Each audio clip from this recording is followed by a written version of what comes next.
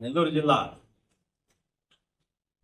SP గారు Krishnakanth sir ఆదేశాల మేరకు కావలి పట్టణంలో 18వ తేదీ సాయంత్రం 7 గంటల టైంలో మేము గుడముగుంట జగనన్న కాలనీలో మొత్తం టోటల్గా ఇళ్ళన్నీ కూడా తనిఖీ చేశాము.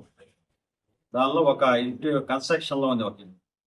ఆ ఇంట్లో మాకు దాదాపు 3 కేజీల 965 గ్రాముల గంజాయి ప్యాకెట్లు దొరికాయి.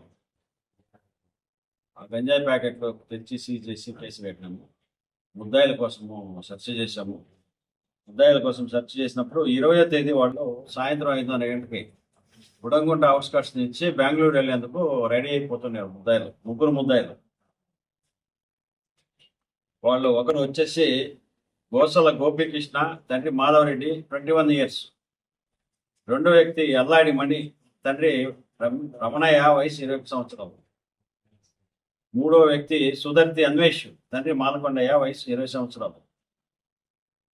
వీళ్ళు మొదట ఇద్దరు కూడా గుడంగుంట గ్రామానికి చెందినవారు, గోసల గోపికృష్ణ, అల్లాడి మణి. సుధర్తి అన్వేషణ అతను ముస్లింలు గ్రామానికి చెందినవారు.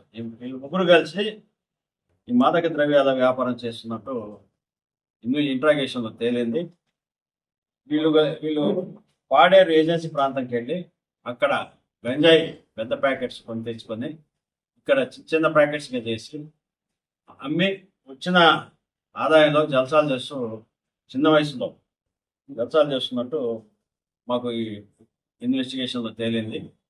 ఈ విషయంగా ముగ్గురిని కూడా అరెస్ట్ చేసి మేము ఈరోజు రిమాండ్కు పంపించడం జరుగుతుంది.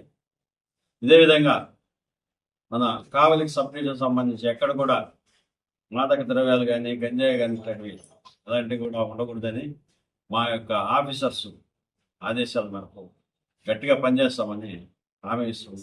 కావలి పోలీస్ డిఎస్పీ శ్రీధర్ కావలి ప్రోగ్రామ్స్ పెడతాం, ఇప్పుడు స్టార్ట్ చేస్తున్నాం.